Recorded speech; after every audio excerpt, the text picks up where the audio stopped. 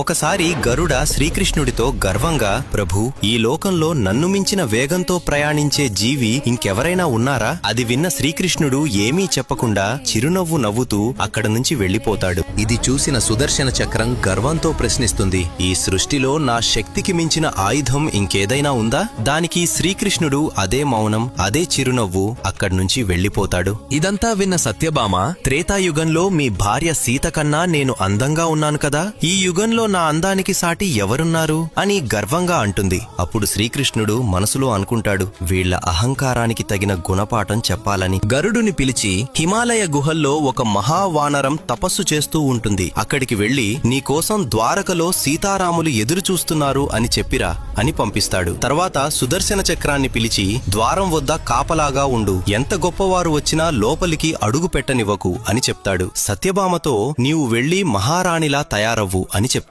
గరుడ హిమాలయాలకు వెళ్లి హనుమంతుడితో శ్రీకృష్ణుడు చెప్పిన మాటలను చాలా గర్వంగా చెప్పడం మొదలు పెడతాడు. ఆ మాటలు పూర్తవక ముందే హనుమంతుడు గరుడ కంటే 1000 రెట్లు వేగంగా దూసుకెళ్తాడు. అది చూసి గరుడ ఆశ్చర్యపోతాడు. హనుమంతుడు ద్వారక చేరుకుని రామునిలా ఉన్న శ్రీకృష్ణుడి ఎదుట వాలిపోతాడు. అప్పుడు శ్రీకృష్ణుడు అడుగుతాడు, ద్వారం వద్ద నిన్ను ఎవరు ఆపలేదా హనుమా? హనుమంతుడు చిరునవ్వుతో, స్వామి, ఒక చక్రం ఆపాలని చూసింది, కాని దానితో యుద్ధం చేస్తే మీ దర్శనం ఆలస్యమవుతుందనిపించింది, అందుకే దాన్ని అమాంతం మింగేశాను అని సమాధానం చెప్తాడు. హనుమంతుడు సత్యభామ వైపు చూస్తూ, స్వామి, ఈ చెలికత్తె ఎవరు? నా సీతమ్మ తల్లి ఎక్కడ ఉంది అని అడుగుతాడు. ఇలా శ్రీకృష్ణుడు, గరుడ, సుదర్శన చక్రం, సత్యభామ గర్వములను ఒక్క హనుమంతుడితో సమాధానం చెప్తాడు. జై శ్రీకృష్ణ అని కామెంట్ చేయండి, జై బజరంగబలి అని రాయండి.